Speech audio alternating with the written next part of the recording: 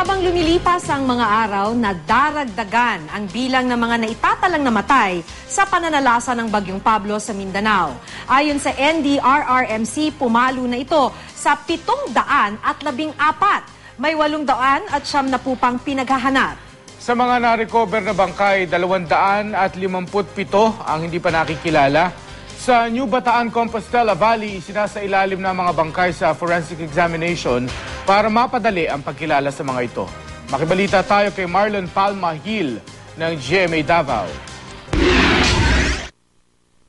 Makikita sa paligid ng New Bataan, Compostela Valley kung gaano katindi ang nangyaring flash flood nang manalasa ang Bagyong Pablo. Maraming residente ang namatay, hindi lang dahil sa pagkalunod sa baha. May mga natabunan din ng lupa at ng mga gumuhong bahay. Kaya ang bawat nakukuhang bangkay, halos hindi na makilala dahil sa malalang sugat na tinamo. Ang ilan, nag-iba na ang hitsura ng katawan dahil sa tagal bago na recover. Sa mahigit 200 ng nakuhang bangkay, 77 pa lang ang nakikilala ng kanilang mga kaanak.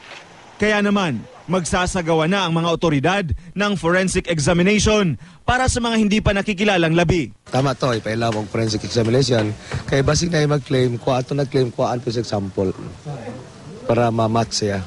Kabilang sa mga hindi pa nakikilala, ang labi ng 2 sa 11 namatay na sundalo. 11 yung namin, yung nawala. Bali, 6 yung nakuha na, bali 5 pa yung hinahanap namin.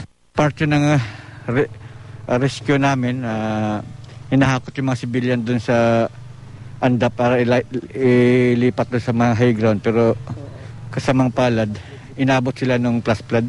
Sa ngayon, may halos 500 pang taga New Bataan ang nawawala at pinaniniwalaang nasawi rin sa trahedya.